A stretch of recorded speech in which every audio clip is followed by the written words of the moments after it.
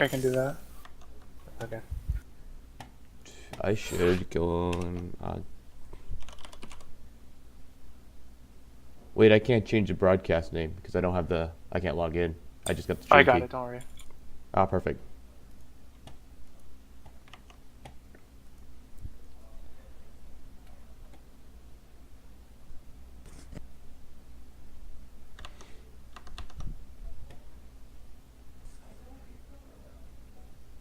Let me see if MTK wants to cast. User left your channel. Yeah, I'm done. What's up? Oh, if you want to know if you wanted to cast.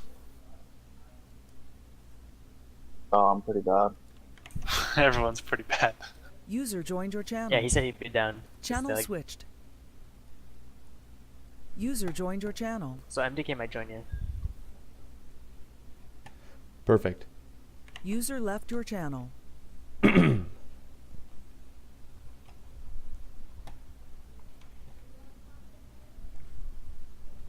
User joined your channel. Hey Hawkeye, Hey, how's it going? not bad. I'm MD Knights.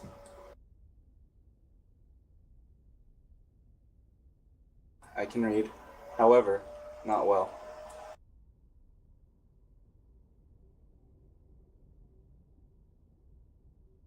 Sua? Okay. User joined your channel. Oh, sorry, Hawkeye, could you make sure MTK joins the lobby? That would, it will Could be you hard get for me to MTK? cast if I'm not in the game. Yeah, suggest MTK, please. MD Knights? Okay, excellent.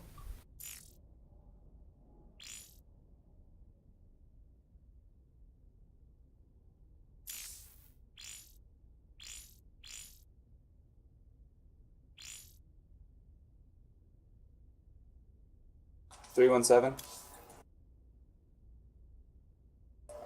I got it. I'm in.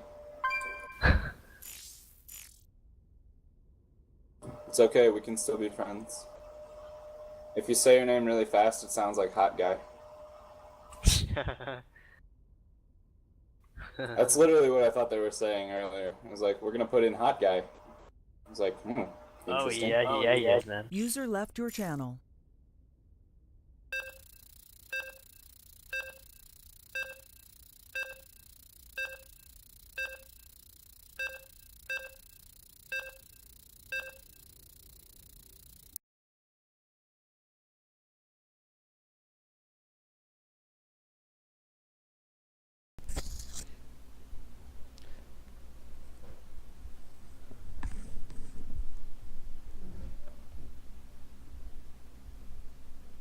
Alright, looks like we're just loading up the game. It's Konya from Gears in the Rear clan against Professor Badass. And Konya loaded the game faster, so she's out to a big lead already. I'm kidding, of course. Spawning in the bottom right corner, we have Team Rival Gaming's Professor Badass. And spawning in the bottom left corner, we have Team Gear in the Rear's Konya.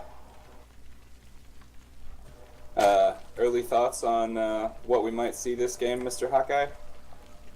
Well, considering I lost the first match for our team, and Konya ended up going for, I believe it was a 14-14 gas pool opener to get some speedlings out into a fast expand.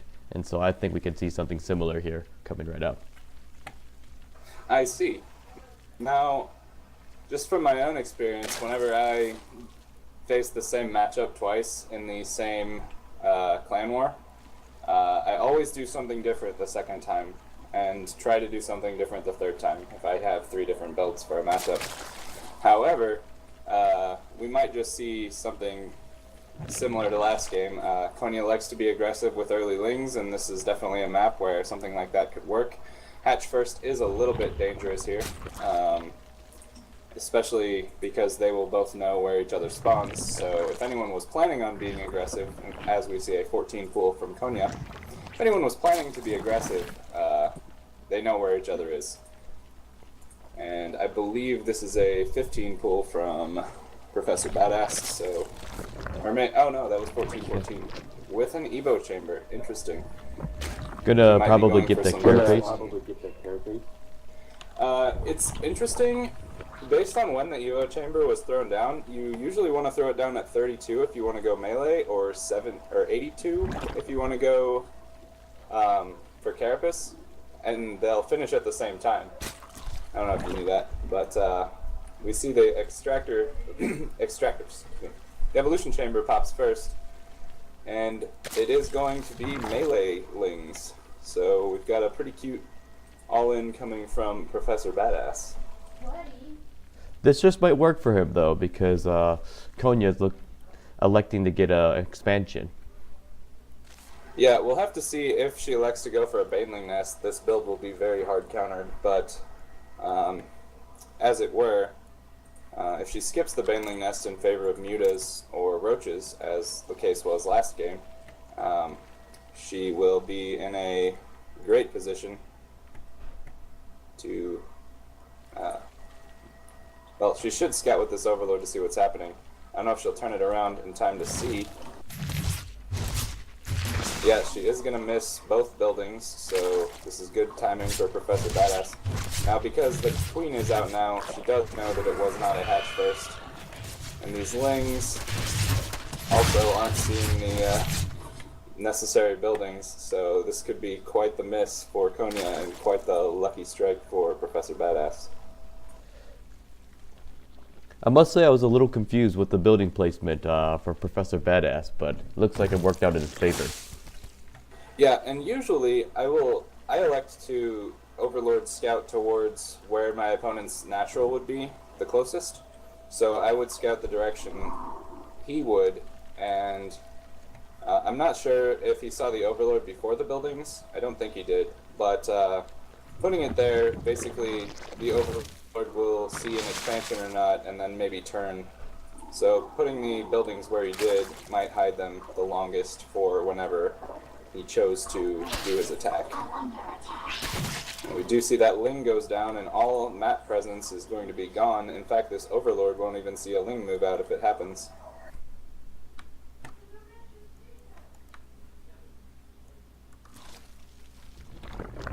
Looks And like we speeds see up 8 for both. streaming across the map. Baneling Nest looks like it's going to get done by the time it gets there. Yeah, they're actually both moving out at the same time. Professor Badass sees the move out and has the upgraded Lings, but has accordingly fewer of them. And Baneling Nest was added by Konya, so she will have the necessary defense, except she morphs Banelings in the middle of the map, which might get some lucky hits on Professor Badass's streaming Lings. Oh no! Ooh, Oh! Near narrow disaster avoided by Professor Badass, and his Lings are now doing work in the drone line. Killing drones exceptionally fast, and oh, that micro. ouch, So that was a we big see- hit. We see the units lost tab, actually, they've lost only a difference of 31 resources combined, so advantage here would have to go to Konya for having way more drones. But the attack is going to continue. Professor Badass streaming Lings across the map, has some in the base. The drones will be able to take care of that rather easily. However, we do see that Professor Badass is using all of his minerals on this attack, and has more Lings back home with which to potentially move out across. If I were Konya right here, since I know my opponent's being aggressive and kind of stuck in a pattern of aggression, I would throw down some spines in each base, just to be super safe. That doesn't seem to be her plan though. She wants to go for a counterattack. She does see the Lings, and they both see Lings coming at each other. She's going to hide at the natural with some Banelings, and Professor Badass will see this. So it's a pretty good engagement. +1 melee attack is actually super good, Ling versus Ling. But just sheer numbers will drive them back, and Looks like behind he's this elected to get the little scout. push- Yeah, behind this little push, Professor Badass is actually droned up very heavily. And we see he's going for +1 carapace right now, and not getting any further gas. And this is a build I like to do on this map. You basically don't take gas ever, and you expand, get a third only behind +1/+1. But we see we might run into an awkward situation here where Professor Badass is a little bit lacking of the defense, and these drones will have to be pulled up the line. Here come the banelings. This is not a good day for Professor Badass. He's got Nope, some the nasty banelings. right here. The baneling. You should probably just X detonate on the drones right now. That'll get the most bang for the buck, so to speak. I'm always confused when I see. And amazingly, those banelings haven't killed that many lings or that many drones. Could have been a lot almost worse dead, there. But the lings stream out for defense from Professor Badass, and I think he might narrowly hold this. We see Konya has taken a gas at her third. Potentially wants to actually take a third. That's coming. But this gas indicates that she done goofed, as it were. Or potentially was being harassed and forgot to cancel it. So now we see just giant pink and red blobs on the minimap approaching each other, and we see Konya retreating, getting a third. Oh, if that baneling turns around, oof. Ooh, ouch. So we have a lot of almost dead lings, but they didn't die. So he's still got some damage left in him. The banelings are coming back to defend and chase Professor Badass's lings all around, every which way. This attack should be pretty easily handled, and some harassment damage being done to the third while the damage at the naturals being cleaned up. Konya takes a 20-some drone advantage and is getting a third and puts down the defense, and Professor Badass has won the game.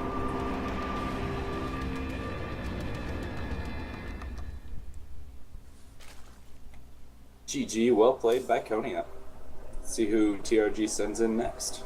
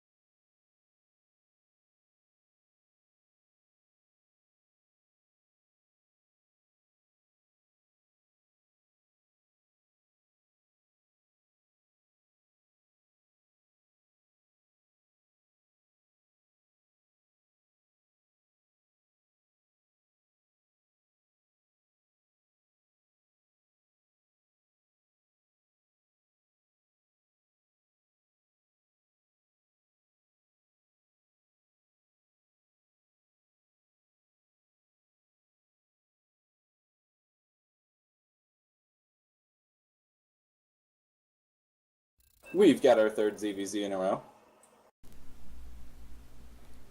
It's on Heavy Rain. Map with 3 main attack paths, so it could be good for some potential aggression. Some Ling flooding. Seems to be Konya's MO. And spawning in the bottom right corner, we have Gear in the Rear's Konya for the 3rd time. And for the 3rd time, she has a Zerg opponent, and it is Team Rival Gaming's Cold. Now, if we were to do a player interview with Cold after the game, he would sound like a child, because he's 15 or something. He's crazy young. He's really we will 15? see- Yeah. We will see what our Zerg players decide to go for this game. Both going with the rather standard 9 Overlord. Both going with GLHF. Clearly that's And built going- into the build order right there, the GLHF. Yeah, gotta get that in there before like a minute 30, or it means the Zerg opponent was doing something with the first minute and 30 seconds, which probably means you're being early pooled. That sounds like a ridiculous statement, but it's literally what I use. Looks like we have a early scout here at about 13 or so, coming from Yeah, Cold. 13 scout. He's going to be looking for gas at the main and an early expansion, which might be down. Konya going for the same 14 pool, and we'll see how quickly she adds gas this game. A 14 pool does open itself up for quite a variety of early pressures. You could get a gas about now and go for some speedling, baneling play, as she seems to be doing. Or you could go gasless and make 6 lings and try to cancel a hatch first and punish a really late pool. And Cold does scout, no expansion yet, but it's trying to be taken. Looks like He Cold did get into himself the is main- actually getting a expansion of his own, 15 patch. Yeah, he did get into the main to see that it was pool first. Hasn't seen gas yet, but he will probably. I don't know if I agree with that. This Overlord might be able to see, but he should know that since the pool was down, this Queen should be almost on the way, or done. But, in luck, Konya didn't start it until just now. He does see gas, he sees how much was mined, and he is going back and preparing the defensive. He did get gas of his own. He's already mined 20 gas, so should be able to hold any super early aggression that Konya puts on with good micro and optimal Zergling Baneling numbers. We do see speed started for Konya, as she did get gas way before, but with this first 100 gas, Cold should be getting speed of his own, and that'll be that.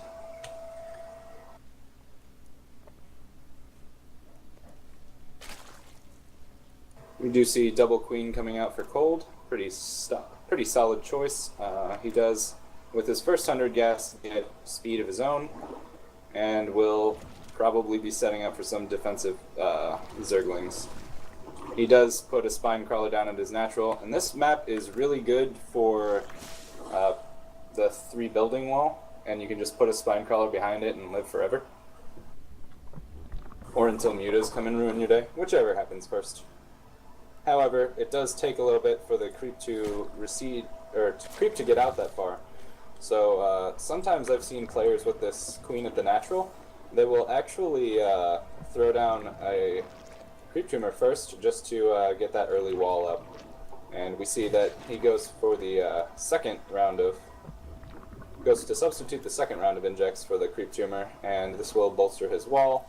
He does add a baneling nest and will be moving his spine crawler into a position such that lings will have to either run around it or try to go through a queen, neither of which are particularly great for the life of a Zergling.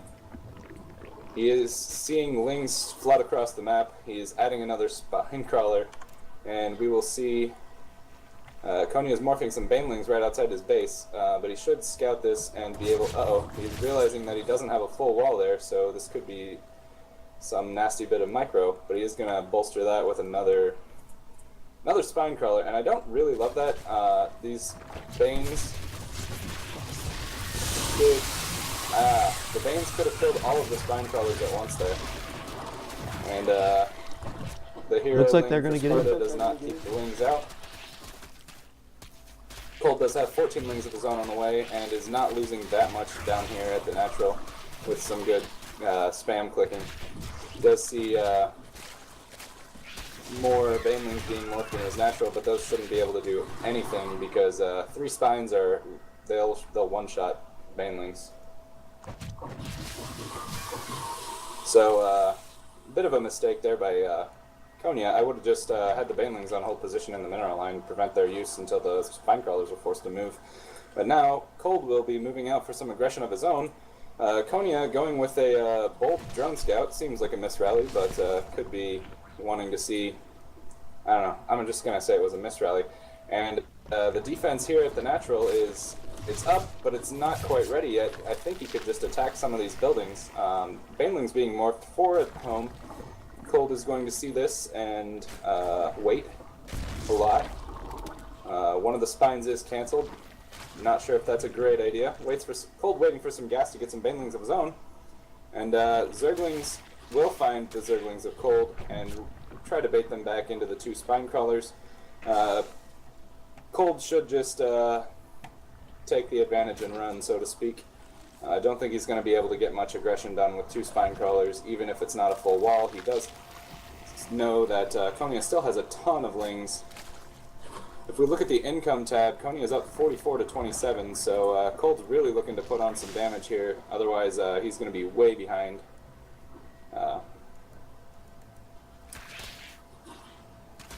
Yeah. We see some good Ling-Baneling micro. See occasionally one will be pulled away. Oh. Ooh, that was a bad Rough loss. goes the Cold there. But he does get that Baneling back with only 1 Zergling lost. So about an even trade. The story of this game though is going to be Cold's lack of drones. We see in production that he's still producing Lings. Konya's already got her Spire going. And more Lings of her own. Cold is going for the bold early third, and Baneling's going to scout this and run into the mineral line and then blow up on 1 Zergling.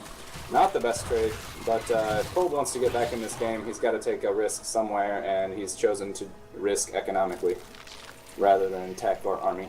However, he's going to morph some defensive Banelings of his own. He knows how many Lings Konya has on the map. Does not know she's morphing in 8 Banelings, trying to do some nasty damage right here. But those Banelings are going to have a long way to walk before they can hit anything useful. Cold is putting a spine crawler at his natural, but I might have just walked one over. That would seem to be good enough. Cold sees a ton of Banelings. These Lings are streaming in. We'll see how good his micro is. Kills a lot of the Banelings, but unfortunately not enough, and the Banelings are keeping the Lings from defending the third, and it will fall.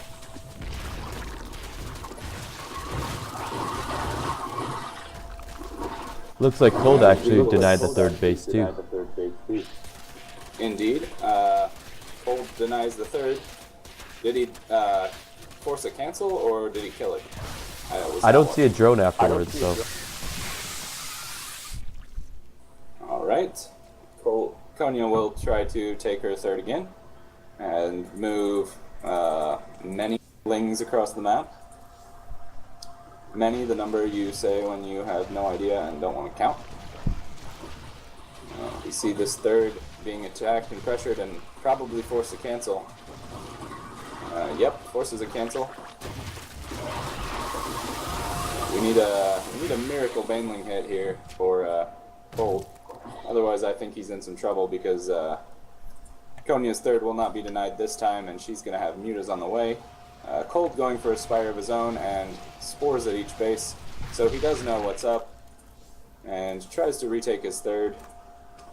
You see in the units tab, Konya's got 54 drones to 36 for Cold, a Ling advantage by 3, a Baneling advantage by 1, and she's already got 4 mutas on the map. So I would say that Konya is rather ahead in this situation. Cold will see the Lings and the one Muta, and tries to focus down this hatch, but I don't think that's going to be a great decision. He will not be able to cancel it, and see Mutas coming over to maybe assault the natural pretty soon. Cold's third will finish this time. It does uproot the spine crawler, so it doesn't die, though it does only have 36 health. Ling's going to some side bases to be completely irrelevant positionally. And we see some attacking.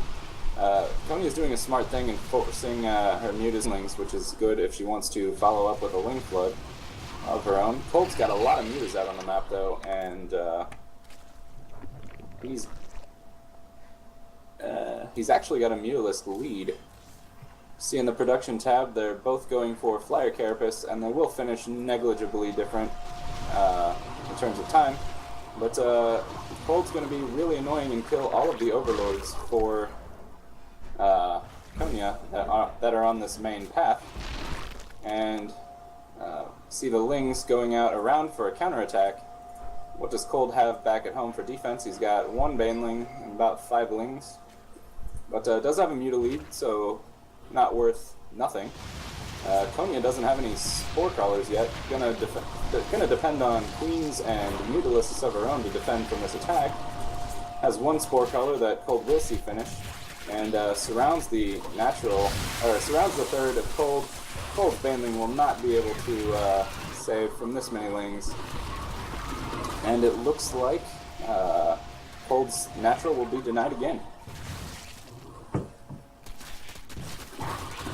Lings going in to note the position. We see Cold's mutas will definitely see this one Ling coming out to scout. Has not been able to kill it because Lings are super fast. But Cold does know the 4th base status of her Zerg opponent. In that he doesn't have one yet, he's still trying to establish his 3rd for about the 4th time this game. Meanwhile, she's on 6 gases at the moment, so she should be taking a Mutalist lead if she hasn't already. She's up by 2 currently, and hasn't droned much behind this, so she's only up 9 drones right now. But she was up for so long that the advantage she had during that whole time is compounding. She's also taken a 40 supply lead, most of that in extra Zerglings. We see Cold going into the natural, and he's rejoicing because there are no Spore Crawlers here. Lots of Zerglings, or lots of drones will die before this is reacted to, and he'll just run away with his mutas. Solid choice, gets a lot of economic damage done, and Konya has replaced those drones and didn't lose that many of them, but has a ton of larvae and a ton of supply over, so she could make as much of whatever she wants as she wants. You see Lings coming in from Cold, scaring off the higher number of Lings for Konya, which are better upgraded. Yeah. So Konya's already got +1 ground carapace. Both players have +1 air carapace right now. Any other upgrades to note? Cold's going for +1 missile attack, while Konya's going for +2 carapace for her Mutalisks. Now, this is an interesting thing because +2 carapace will definitely beat +1/+1. However, +1/+1 finishes way faster. So for the time being, Cold's Mutalisk will be better if he can potentially catch the mutas out of position, such that they don't have to fight near these 4, 7, probably 9 Spore Crawlers. So and we see a Ling run by happening, and that will do quite a bit of damage. Cold some of his drones are dying, but he has mined this main out pretty well, so maybe he needs to transfer those to the 3rd. See the Mutaflock moving and moving. But Konya is playing really safe against Ling run-bys. She's got 4 Banelings in her third base mineral line in case of a Ling run by. She's going to take out these rocks in case they want to stream up that way. Now, she hasn't added spine crawlers at this base, but she does have, as I said, 4 banelings, and those could catch anyone by surprise because they look almost the same color as the drones in this situation. That would mess me up. Anyway, we do see Cold's Mutalisks looking to do some damage, but Konya will have the +2 done by the time an engagement could potentially happen. Ooh, Cold's going to try to snipe a gas geyser. Should know to turn around and fight these Mutalisks. We see in the units tab, roughly even number of Mutalisks. Cold has a few more, but started this battle with the upgrade advantage. Konya's +2 Carapace will just be finishing right about now.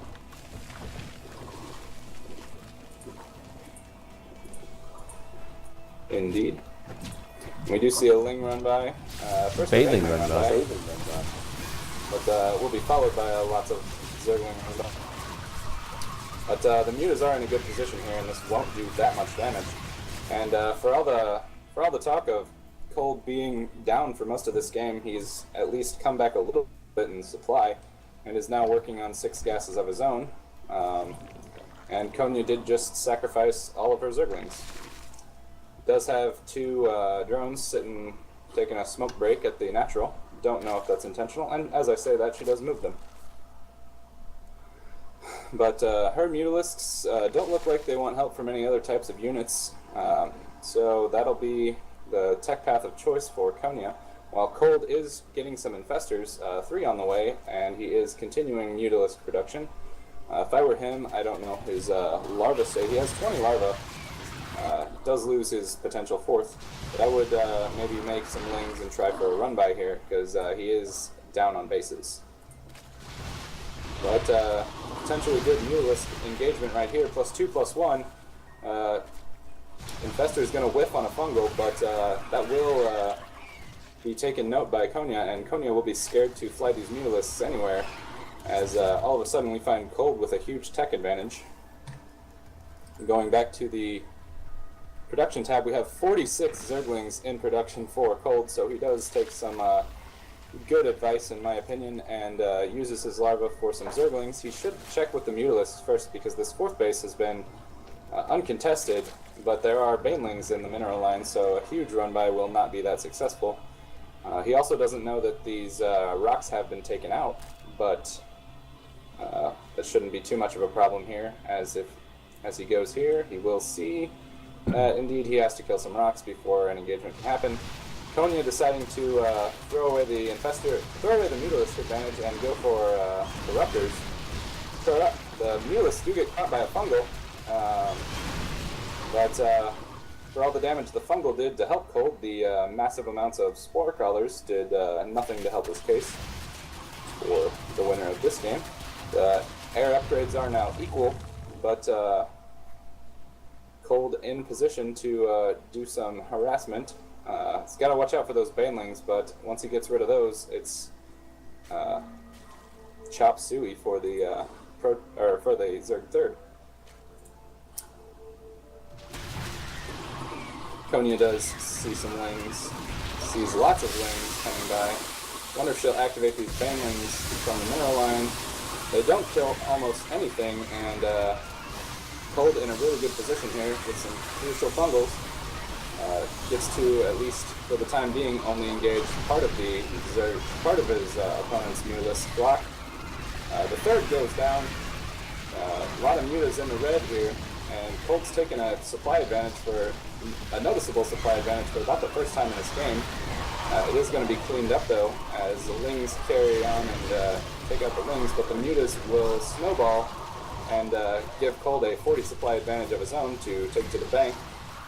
He should be checking for a 3rd right now. He's got to know that this can't be the only production for his Zerg opponent. We see Konya going for the accidental Swarm Host, and with having lost the air upgrade advantage and the air battle to the really good chain fungals of Cold, does tap out. So that brings our score to Gear in the Rear 2, Team Rival Gaming 1.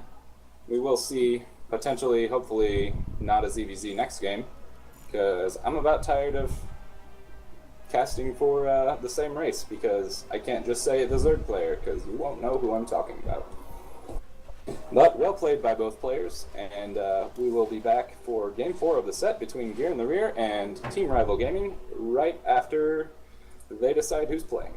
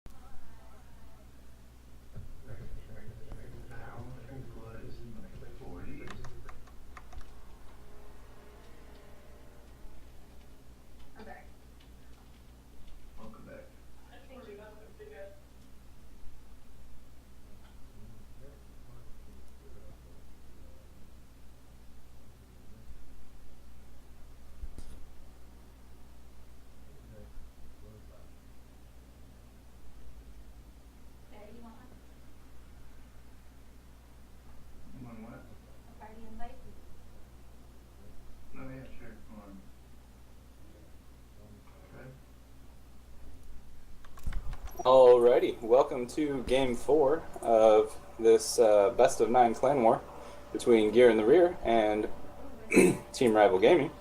Spawning at the bottom position of the map Polar Night, we see Team Rival Gaming's Cold. He's already won a game against a Zerg player. Now he's trying his luck against Protoss. Spawning in the top position for GinR in the rear, we have Protagonist. I was lucky enough to meet Protagonist on ladder just today, and he cannon rushed me. What a noob. Anyway, my own personal vendettas aside, we do see what looks to be a Nexus First or Forge Fast Expand from the Protoss player. And does scout on 9. As is relatively standard, you want to know that your Nexus First is going to be safe. We see some playful banter from Cold, which is a little awkward because I know how old he is, and that's weird. Don't wanna see that. The probe does get into the base, does not see a 6 pool, but is being tagged by the drone of Cold. And we see Cold going for a drone scout here as well. And it's going to try to put up a potentially a... I don't know where that drone's going. See, Cold's opening up with the 15 pool. Yeah, looks like he's checking for proxies. And we see this probe for Protagonist might be able to throw down a Nexus or a hatchery block. And Protagonist does lose his scout probe, so not so good for the Zerg or for the Protoss player. We do see all the drones return back to work from their small paid vacations, sponsored by the Protoss Incorporated. Protagonist throwing up for Jesus Yo. Don't know why he's doing that. It's a bit crazy. But we do see Cold going for gas rather than super fast third base. This is just a stylistic choice. He is really wary of a potential cannon rush. He's scouting all these positions and making sure that no shenanigans are going on. It would be really embarrassing to lose in a clan war to something like this. But we'll see what Cold decides to do with his first group of gas.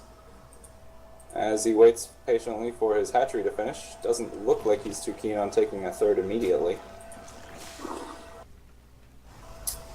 And from the Protoss player, we do see Forge before Gateway, actually way before Gateway, super safe build from Protagonist.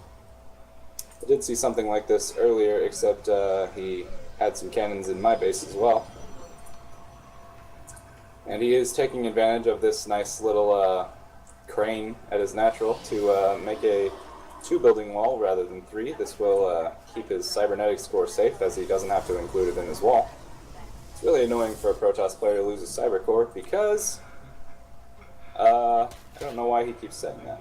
It's really annoying for a Protoss player to lose his cyber core because that's what lets you make units that shoot up, or any unit that's not a zealot. So we will see a third going down at about the 5-minute mark from Cold. Does chase down another probe. That's a total of 2 lost for Protagonist. When we look at the income tab, the Zerg player is only on 17 harvesters, whereas the Protoss is already up to 27. We do see speed. We do see Cold banking a lot of gas right now. Going for a third base. Not sure I'm totally in love with him still being in gas. It's okay to get early speed, but unless you're going for some early layer Mutalisk play, you definitely don't need that much gas right now. He is getting a second gas, so apparently he knows his build, what he's up to. And let's see the production tab. We see 8 drones and metabolic boost still working on it. Looks like our Protoss player Protagonist is getting a +1 attack pretty early here.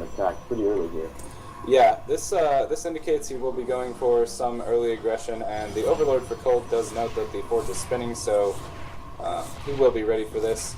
This could be an early Zealot-heavy gateway attack, and we do see him throwing down a Stargate, so this could be old school +1 Zealot Void Ray, back from the Wings of Liberty days. Myself and a few other Team Rival Gaming players have been playing Wings of Liberty, and we haven't seen any of that because Wings of Liberty ladder is really terrible lately.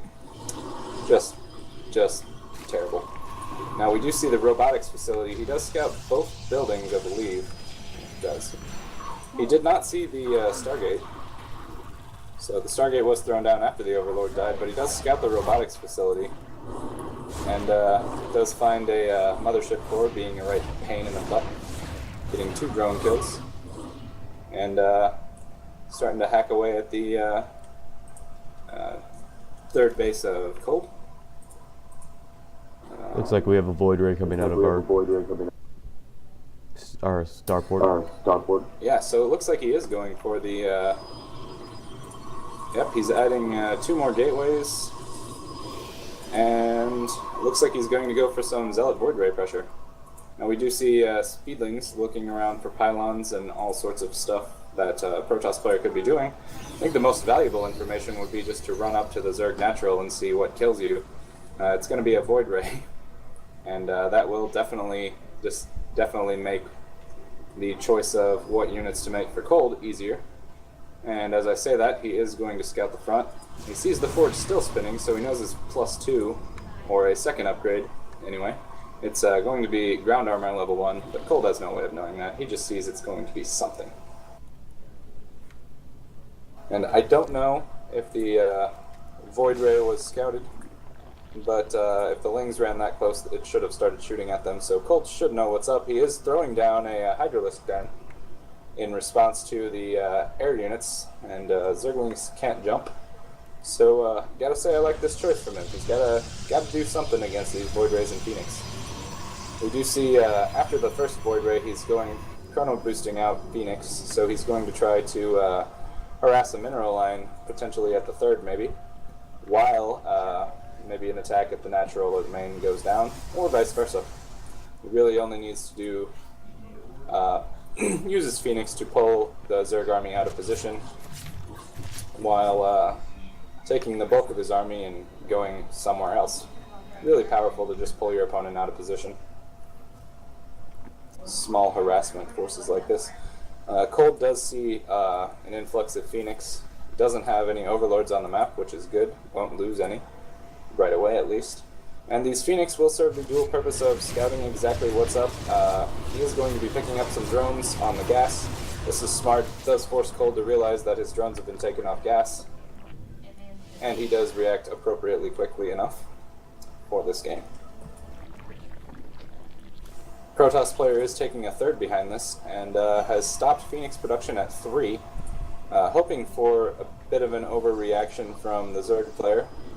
Haven't seen signs of one yet, but he is chrono boosting out Colossus and warping in Zealots, so this Zergling Hydra army won't be long for this world. We do see the muscular augments upgrade for the Hydralisks, so he's going for speed Hydras. And he might be looking to hit a bit of a fragile timing here with the Protoss player, because he's, wow, that is a long conga line of probes at the, heading for the third. But he still has 16 everywhere, so looks like he's made the optimal amount for exactly 3 bases of saturation. And Cold does scout the Protoss third base and looking to put on some pressure. The Colossus hasn't joined forces with this yet, so maybe a lot of damage done, but these 4 sentries, almost with full energy, will give him enough force fields to be able to defend this, so Cold just turns tail and runs. Seeing a very low drone count for Cold, I would like to see this third saturated, because the Protoss already has 3 full bases, and the Zerg doesn't have anything to deal with huge amounts of tech like this. We do see in the production tab more Hydralisks being added and +1 melee attacks for the Zerg. This could indicate that he doesn't intend to stay on Hydras forever and would instead rather focus his composition on something like maybe Ultralisk Ling or Mutaling, something like that. Wants his Zerglings to be more efficient And Protagonist is just being annoying with Phoenix while keeping his army in exactly one place, right outside his third. But there are 2 cannons and a Zealot blocking this long, narrow hallway, so a Ling run-by is unlikely to be successful. This is probably great positioning for the Protoss player, as he does move out across the map. Cold is going to see this, has Hydras. Let's see how Protagonist's Colossus control is. We do definitely want the Colossus to go down first from the Zerg's perspective. Cold gathering his queens. This is going to be a tough engagement because force fields will absolutely wreck any chances of running up to the Colossus right away. We do see a concave setup for Cold, but the Protoss player is going to go around it. The Zerg player does see this with his creep, and is going to take most of his army and try to flank him from the back. In the rear, if you will. You see a line of force fields going down for the Protoss player. 2 Colossus here. We do see half of the Zerg force coming back and trying to take out this Colossus. But the Colossus is going to be focused down at the price of not getting the Colossus and losing absolutely everything. It won't take long for Cold to tap out here. And we see a really good game played by the Protoss player. We saw a bit less economy than normal from a Zerg player. Could have been a lot greedier based on the opening from Protoss. And we see the Protoss Death Ball doing the good old 1A across the map and into the Zerg bases, and the game will end shortly. We do see some queens in the middle of the map. They won't even get a Zealot. They will be picked up by the Phoenix and tickled to death.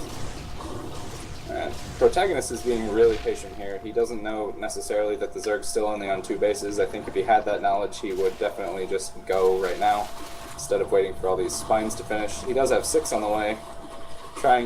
Cold trying to take a third, but I don't know what the Protoss player is waiting for. Christmas, apparently. Taking a 4th behind this, he's in a really solid position.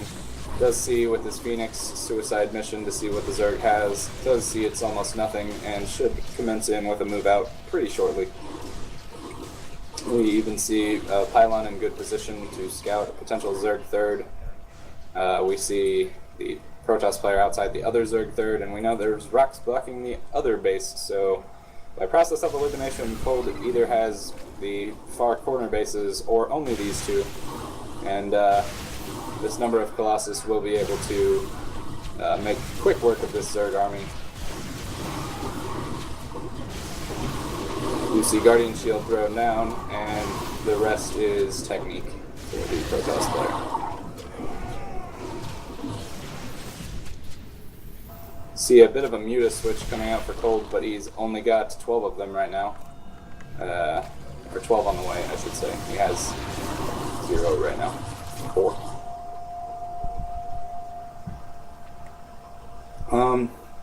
Yeah, I think it's a huge mistake that the Protoss player isn't ending the game right here. He's only allowing the Zerg an opportunity to get back in the game. Protoss player does see the Mutalisks and is continuing to wait for Christmas. He is still 10 months away. But he will... I have no idea why he's waiting. He should just go kill a Zerg right now.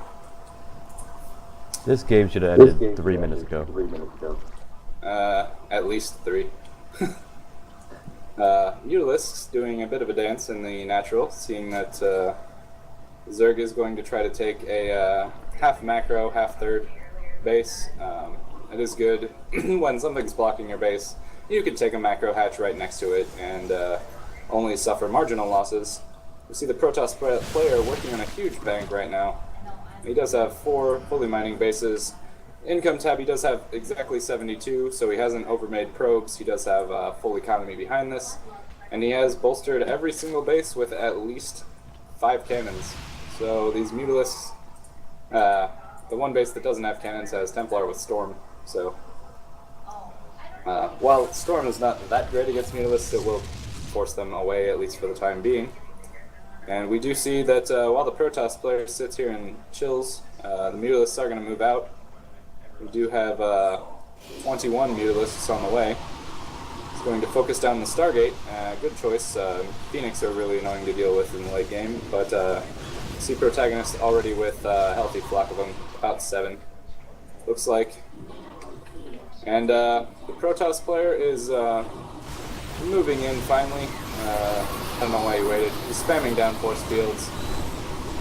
That's really gross. Anyway, you see the Mutalisks trying to defend, but there are enough Phoenix to match Mutas 1-for-1, and Cold is forced to tap out to Protagonist.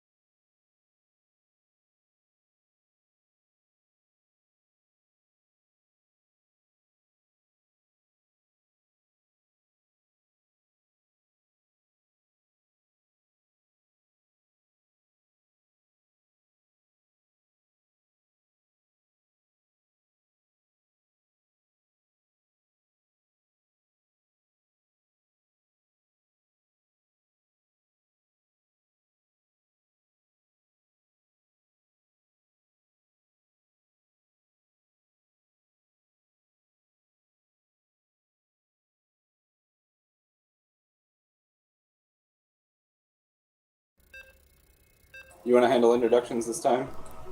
Yeah, I'll get that introduction action here. Yeah, I'm going to run to the bathroom. I'll be right back. Perfect.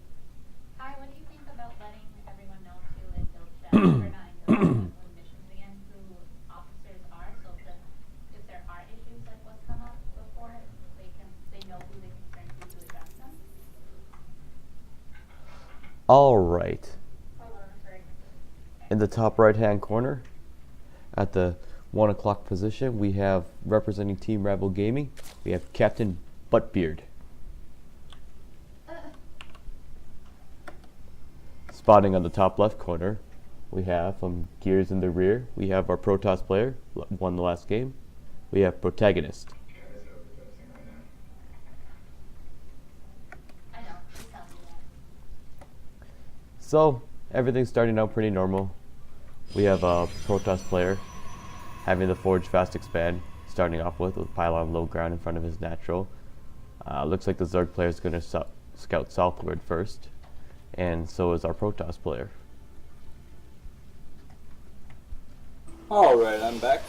So where are we? We're on You Frost. haven't missed much. Haven't missed anything. We've got a, looks like a same build for Protagonist.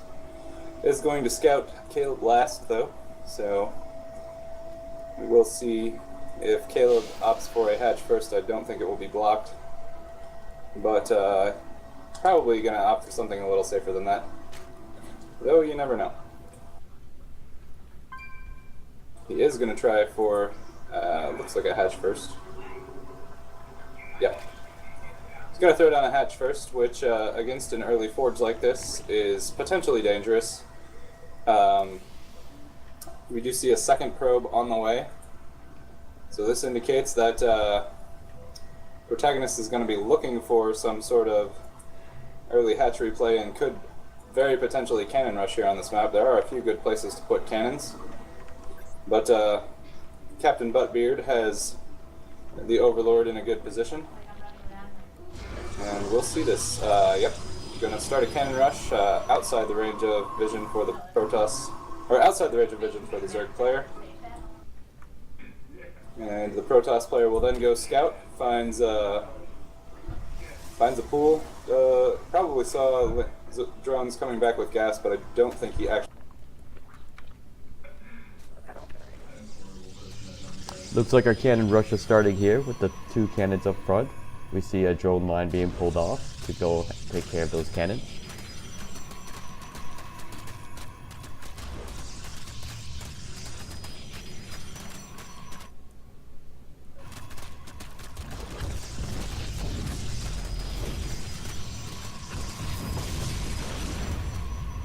It looks like our Zerg player has successfully defended this cannon rush.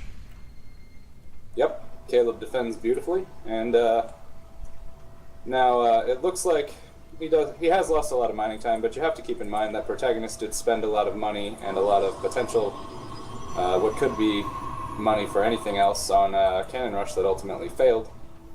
So, and worst comes to worst, he just transferred drones to his natural. So he will just drone his bases backwards.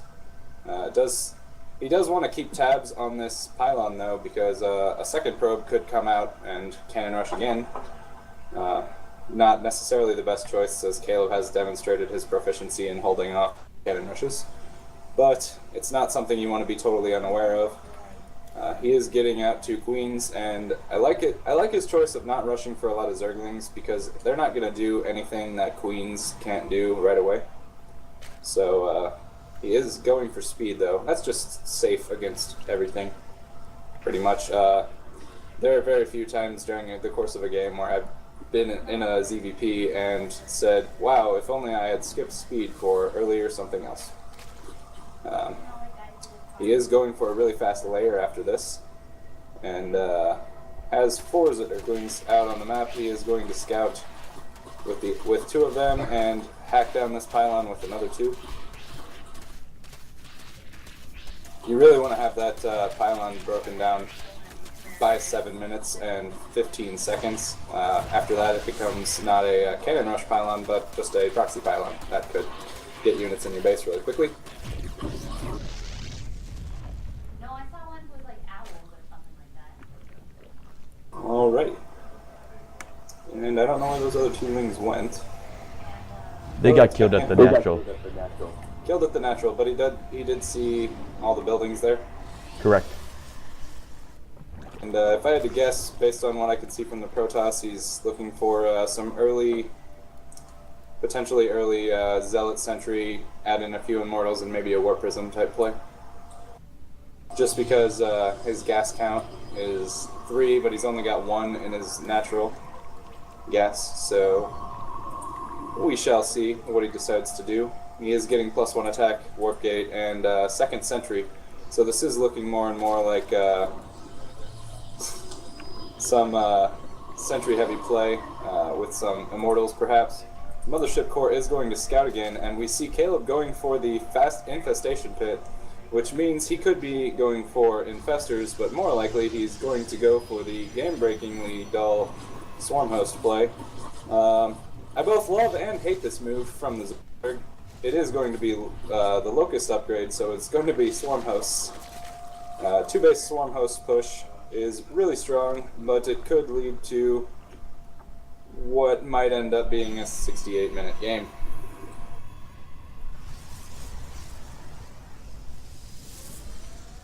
We do see the Mothership Core trying to poke again. I don't know where he put his Infestation Pit. There it is. And the Protoss player did scout it, and scouts a bunch of queens, so he shouldn't have a pretty good idea what's up. Hasn't scouted no third yet, but it's on the way there, and we'll see that he's up against... Nope, he's going to completely ignore that potential third. Does not know how many bases the Zerg is on, and I guess he would have seen creep if he had flown that close, but does not know that there's not even a third on the way. And we're going for some Nidus play with Swarm Host. I really like this build. It's really cheesy, but really fun at the same time, and at the same time might not lead to a 3.5 hour game. So we see that Queen's huddling around the Nidus Worm. Where is it going to go? The Zergling is going to spot. Now, I would like it if he put some drones in that Nidus Worm as well to provide for some Spore Crawlers. Because detection is the only thing that's going to absolutely wreck this build right now.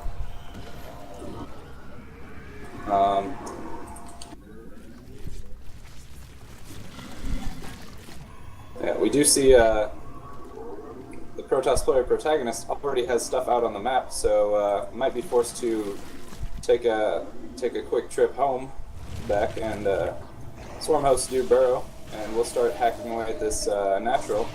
While Caleb doesn't have much in the way of defense back in his main, he does have a Swarm Host pop, and it will provide infinity units for him to use in the defense. He will smartly focus down the sentry first, kills one with full energy, and that's severely going to delay any hope of putting on some counter-aggression, which I think is the thing that best holds off this type of play from Protoss. If you can just get into his base with either a Warp Prism or a Proxy Pylon, you're in great shape. But he is going to lose his entire front. And Protoss looks to be in a really bad position because as we see the Speedlings providing a crucial role of a bit of point defense, if you will, while the Locusts hack away at everything he's got down here. We do see a hidden base for the Protoss player down in the corner, but the Speedlings are going to scout it, and this could be disastrous for Caleb depending on how, or disastrous for Protagonist depending on how quickly Caleb reacts to his base. And we do see a Nidus Worm going down. I might have put it a little bit in a less aggressive position because the probes should be able to cancel this, and Caleb's going to have to rush sight over there right away if he wants to do anything now. But the Protagonist has sacrificed his natural. We do see 3 Colossus are out, and that will be able to hold off the Locusts for a longer time, but there are no sentries to force field the ramp and keep him out, so he can focus down anything he wants here. We see another Nidus Worm, as well as some Speedlings going down at the hidden expansion. And the Colossus are forced to do that ever awkward dance of trying not to get themselves killed by Locusts, which are free. We see one force field, the Locust will go around it and kill the sentry. And we see the Colossus do outrange Queens. We see good transfuses from Caleb, keeping them alive for now. Actually, great transfuses, hasn't lost a single Queen yet. And has kept the Protoss pinned back and has actually forced a Photon Overcharge. Now, he did make an Oracle out of this, and the Oracle's going to provide for some both detection, but I did check, and Caleb does have Spore Crawler at his main, doesn't have one in his natural yet, but he has 2 queens there. And the proxy expansion of the Protoss has gone down as well. This is not going well for the Protoss player at all. You see the Colossus are trying to make quick work of the static defense for Caleb, but we do see the Locusts, every time they get up here, they do damage to a building, and the Colossus are having trouble cleaning the Locusts up quickly enough. But if they took a more aggressive position against the Locust, they would be subject to potentially getting focused down. We see Protoss taking the Zerg third, as the Zerg is not interested in it, but he does take the third right under an Overlord, so not exactly a brilliant decision by Protoss, but when faced with fewer choices, not a lot of good decisions could happen. We see Caleb continuing to pour on the Swarm Host. I might even prefer a Mutalisk transition here, because Colossus, while they clean up Locusts rather efficiently in high enough numbers, they don't shoot up. So you see Spore Crawlers here joining the action against the Colossus, and is he going to lose one? Looks like he might. Crucial force field goes down, and the static defense for Caleb is starting to be hacked away. We see an engagement in the main, some Swarm Hosts come back to defend, and in the units tab, there are disgusting 28 Swarm Hosts on the map, 1 queen, 40 Locusts at a time right now, and only 36 drones. So we've got a 1-base Protoss with 7 Colossus against a 2-base Zerg with a disgusting amount of Swarm Hosts. He is going to push this out, but the creep won't recede for some time, so it'll be tough for Protoss to take another expansion. I think his best bet is to just try to move across the map and kill him, because the economy is not going to be in a position where he can easily come back from this.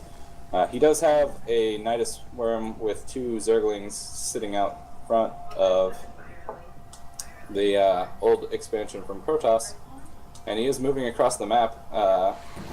I actually don't use this style enough. I don't know how to call if Captain Buttbeard is going to be able to hold off this attack. But we do see the only form of detection comes from 1 Observer and 1 Oracle. The Oracle is heading into the Zerg main, and it will be shot down by cannons if the reaction time isn't good enough. Or, sorry, those are Spore Crawlers. And you see, Caleb does see the move out off of 1 base. He might be denied this third. And Caleb is killing his own evolution chambers because they're frankly in the way. And you see the Oracle burning up a lot of energy in observer mode. I don't know what else to call it.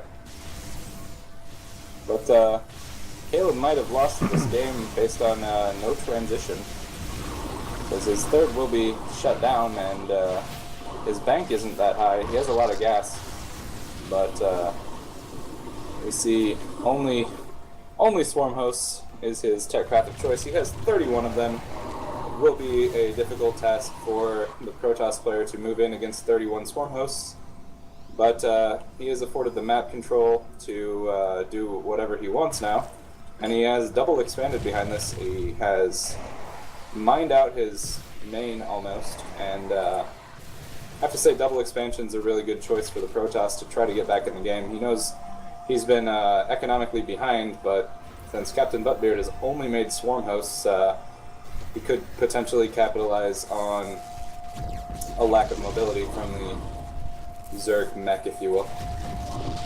Caleb is taking a third behind this, and he's going for Spire and Hive, both great choices. A Muta switch would be absolutely devastating, as there are only like 12 Stalkers. I'd like to see some better creep spread so these Locusts could get a little bit farther, and as I say that, the Queen is throwing down 2 creep tumors, and we'll be adding on some of the crucial creep spread to make his Locust that much more stupid. The Oracle does scout that he hasn't taken the top third base. I don't know if, yes, he has seen that or no, he has not seen a third base from the Zerg, but has to figure that something's up. I know he hasn't scouted the bottom bases, and with a Nidus Swarm you can really expand anywhere you want. But looks like the Protoss player is just going to try to hack down Locusts over and over again, and hope he gets far enough playing tower defense, basically. And another round of Locusts comes in, and slowly gets shot down. They do manage to take out a Zealot and about half of a Stalker, but they're free, so they don't have to take out anything. Oh, he gets a Colossus down to only 63 health. I think 3 more shots of Locusts would kill it. But the Locusts will die. They are only temporary, but they are free. Going back to everyone's vision, we see Captain Buttbeard moving his swarm hosts. Never a good idea to move your swarm hosts because you can just keep them where they are and they'll live forever. We do see a revelation go down on the all of the swarm hosts except 3. But we see Vipers added in. He's got to burrow those immediately. He's got detection now right over his base, but as I say that, Great Abducts kills 3 of the Colossus and a recall with the Mothership Core, because getting caught out of position shouldn't kill anyone, according to David Kim. So we see a mass recall go down on the remaining army, but he does miss a Colossus and it does cost him that Colossus. You see the Vipers don't have a ton of energy right here. A lot of force fields are thrown down, but he could actually grab one of these Colossus and break down the Protoss force fields, or just wait, because Locusts last forever and they're free. Great grab there by Caleb, and he does have energy now for 4 more Abducts, should he so choose. The Oracle is going to go to work on a Swarm Host, will kill 1, start working on a second before the Queen hacks it down in the prime of its life. And we see a Nidus Swarm coming in for reinforcements, and 12 more Swarm Hosts. When in doubt, make Swarm Hosts, can't lose. So we're going to be here for another hour. So a little bit about my life. Just kidding. That would be really boring. Anyway, we see the same position as the Protoss was in 20 minutes ago, with Colossus above the main ramp trying to hold off wave after wave of Locusts while keeping the natural alive. It should be said that if this natural goes down, the Protoss player might have to force himself out of the game because they won't have any way to make any money. So, yeah, we definitely see long distance mining going to have to happen. And at this point, Caleb's gonna do a shocking play here and add in more swarm hosts. Protoss going with the old mantra, when behind Dark Shrine. We will be able to warp in 4 of them and try to get some work done. Zerg doesn't have detection, but the Protoss player doesn't have money, and one of those is a bigger problem than the other. Caleb does note that his swarm hosts are being attacked by invisible units, so he will be forced to make something else. Maybe. You know, if he wants to. You see the swarm host running for the Nidus Swarm. Look at the units tab. He still has 42 swarm hosts. Kill me, please.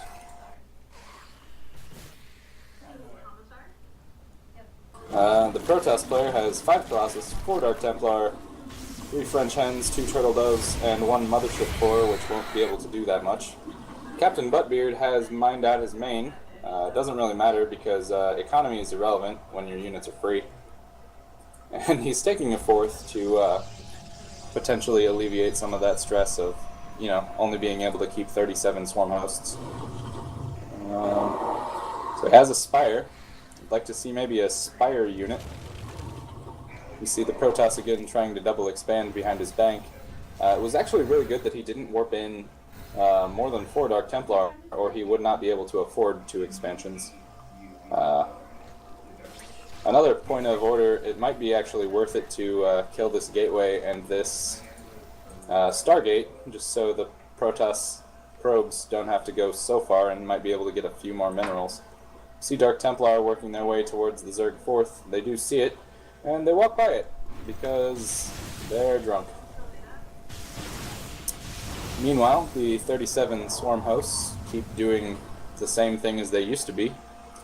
The Protoss does see the two wayward swarm hosts and an expansion that he will try to cancel or let finish. Doesn't really matter. Not canceled for Caleb.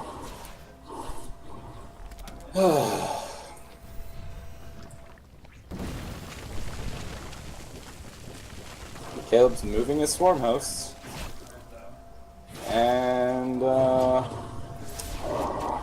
the Austrian bodybuilder fashion, he lifts them up and he puts them down somewhere else, and Locust will start to stream across the map. You'll see the forward position of the Colossus might indicate that he's indeed taken this third base this time. The Locust is a bit confused on what their job is, besides being free and dying. See more grabs on these Colossus, and he still won't kill them. Gonna need one or two more. But it doesn't matter when your units are free. Caleb on an amazing 40 drones. I don't think he's actually gone over that the whole game. And we see that of those 40 drones, 32 of them are at his third. It would be pretty devastating if he lost those. But his bank is approaching 1,000, and he's not spending money on units, that's for sure. See in the production tab, he's getting another base somewhere. He's taken the traditional third base, and the drones that were unaccounted for by my last estimate are just sitting outside this base. So, whatever. It's not particularly important when you don't need an economy. Yeah. The Void Ray is going to use its anti-armor beam to focus down Locusts 0% faster. And the Locusts are going to find this third and die at the foot of it, leaving a massive trail of blood. That's really disgusting. If I were a probe, I would not want to work in those conditions. You see one swarm host in a forward position, not necessarily doing anything with his Locusts, just creating a massive pool of blood by this gas geyser to try to intimidate the probes from ever doing work. You see that this swarm host will be unburrowed and saved. Wouldn't want to lose any of our 41 swarm hosts. You know, because that'd be bad if we lost any of our 41 swarm hosts. Not entirely sure what happened to 8 of Caleb's drones, but he's down to 32. Probably has turned them into some static defense. He is maxed out on 40 swarm hosts, 4 vipers, 5 queens, up to 50 drones now, so he did feel a need that his free units might have eventually cost him too much, and we do see this awkward moment of the Dark Templar actually trying to force down a queen. I would have tried to run by through his main because you know where all of Caleb's army is, but we see no attempts at counterattacks from the Protoss player. His expansion has died, and he's starting to mine out his natural as well. We notice that Power of 1, noting that this game is indeed pretty long. However, Protoss doing the smart thing and expanding. Zerg doing the smart thing, which is nothing. He's adding some infestors. That might be a mistake. He probably meant to add more swarm hosts.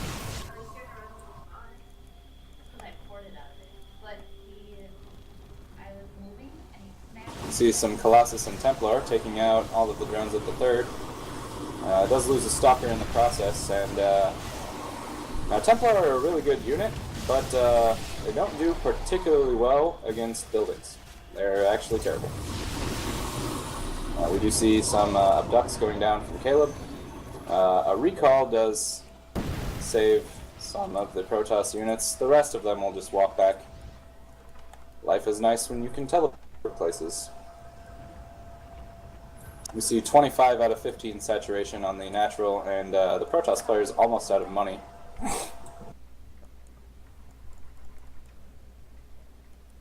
We do see 3 Dark Templar going around looking for more bases, but Caleb doesn't have any bases that the Protoss doesn't know about.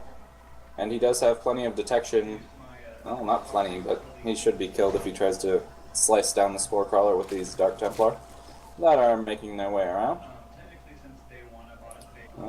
Nope, he's going to walk by unannounced. He walks under some Overseers. Will be cut down by these Spine Crawlers, but they do take out, the Dark Templar do take out the Spine Crawlers really quickly. The Queen will be forced to transfuse, but Caleb realizes that flying detection would be way better in this situation because Dark Templar is historically bad at shooting up. We again see Locust moving across, and there are no more probes here at the Protoss Natural. They've all been transferred. Well, 15 of them have been transferred, so some did die in the process. That being said, not much gas remaining, only 1,800, which sounds like a lot, but it's only 12 High Templar, or, well, you can do the math for yourself. We do see the production tab revealing neither player is doing anything.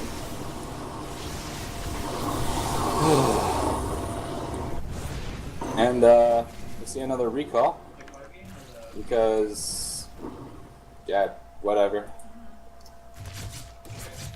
Now, we'll see how long Caleb goes without realizing that there are indeed some probes mining minerals and being generally useful.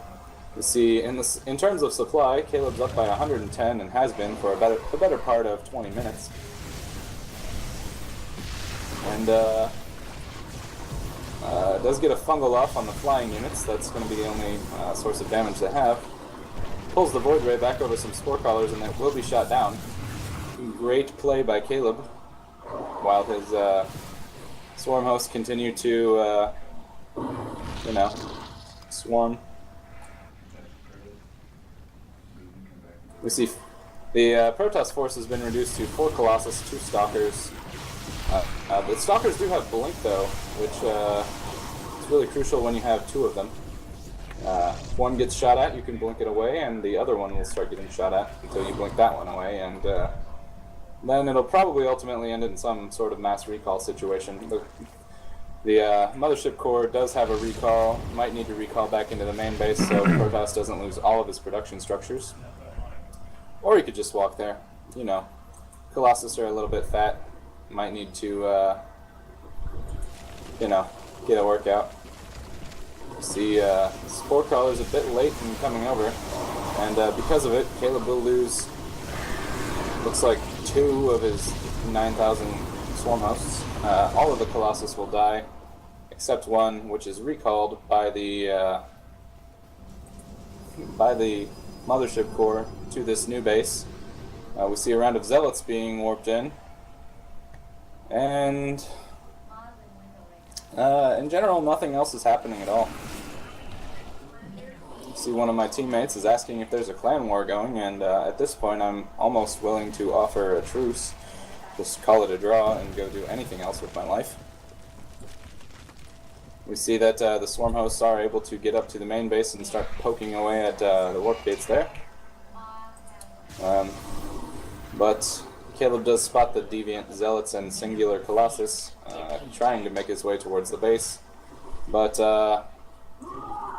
when you have 35 swarm hosts, Zealots aren't really a problem.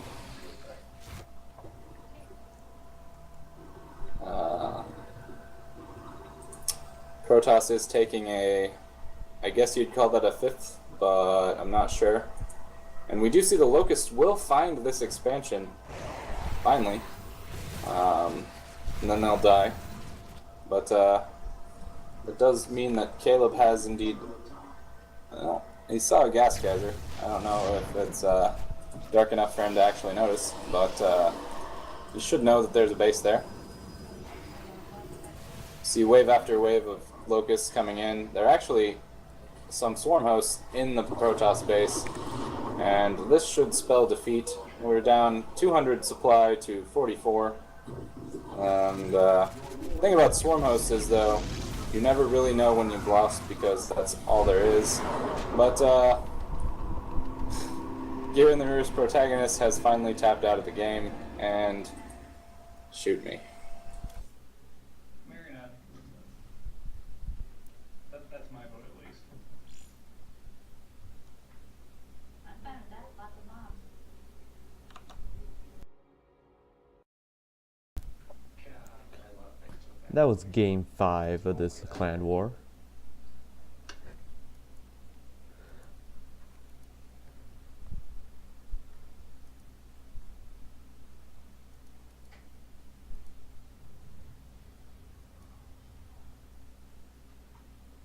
I'll run to the city real quick first.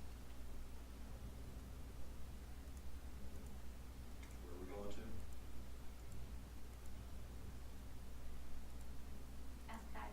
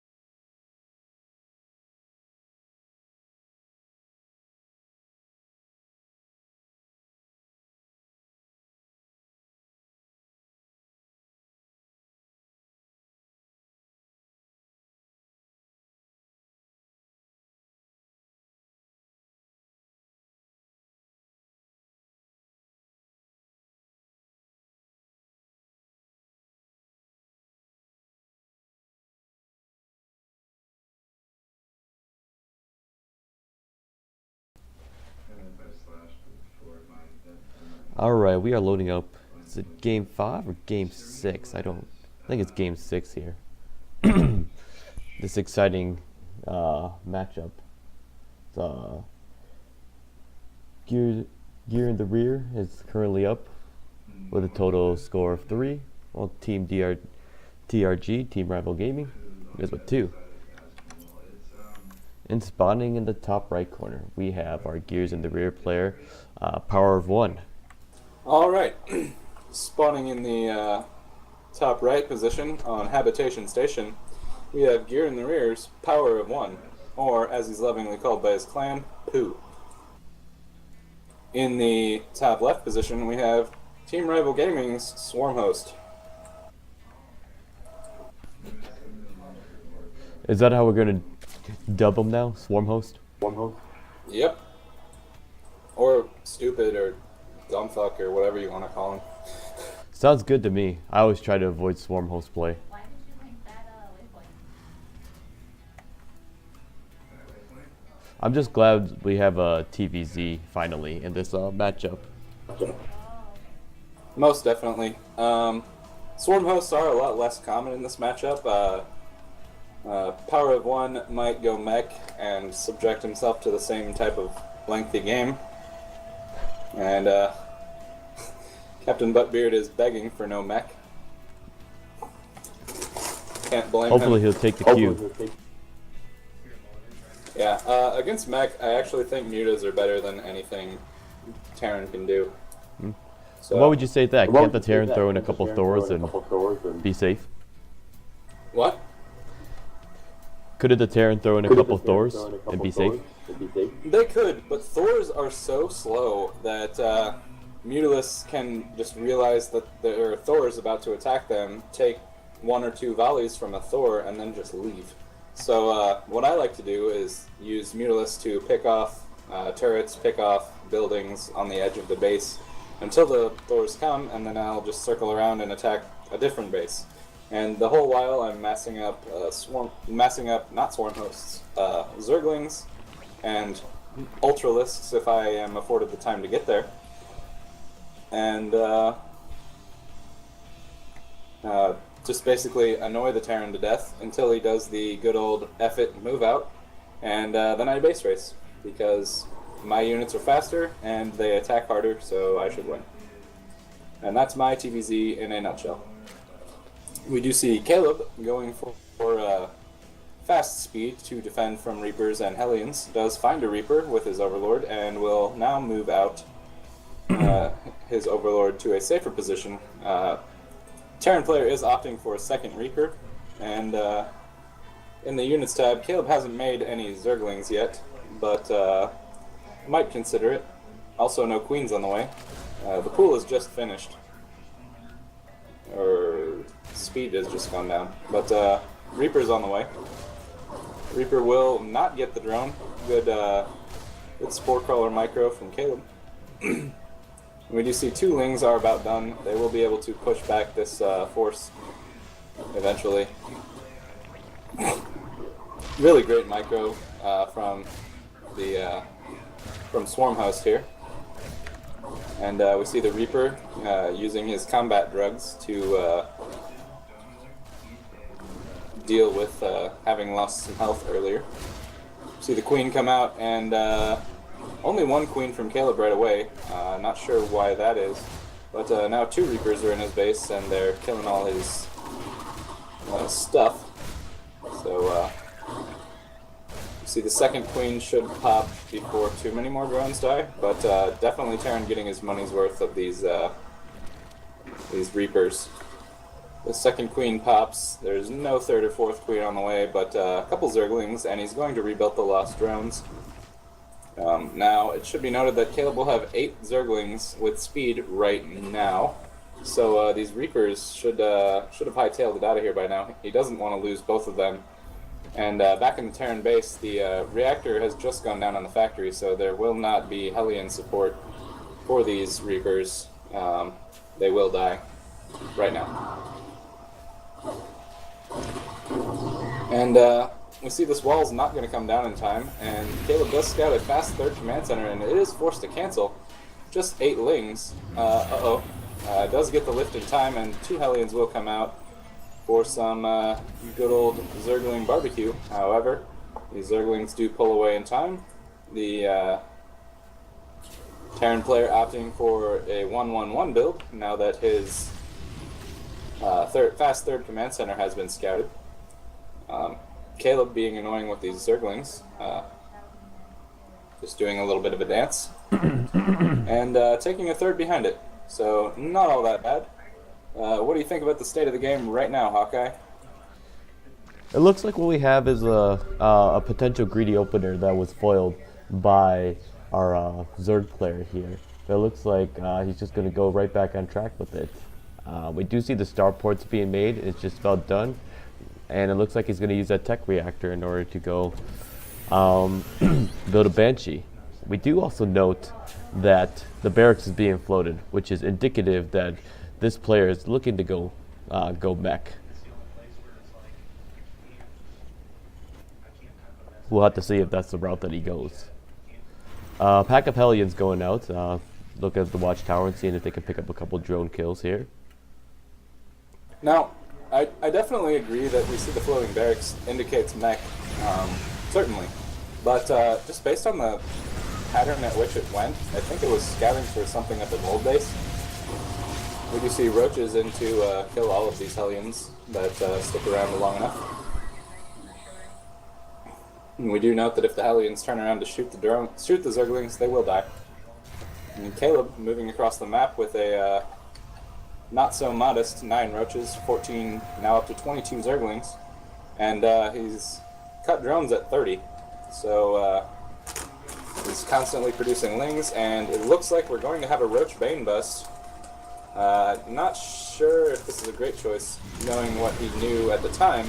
However, we do see that the third command center has been restarted, so that's good, because if the Terran player had thrown down, say, 2 barracks instead of this third command center, I think the Terran player would hold this a lot easier. But Caleb, in the Terran base, does scout what's happening, will send the banelings toward the SCVs, and the SCVs will choose between a death by roaches or death by banelings. And most of them will die. The Terran down to 20 supply does have a Banshee, which will kill infinity Zerglings and roaches. But at what cost? The Terran player down to 19 supply and 7 harvesters. So I would say that Caleb has emerged victorious from this game, despite not being able to kill that Banshee ever. And the power of 1 taps out, and good game for TrG's Swarmhost.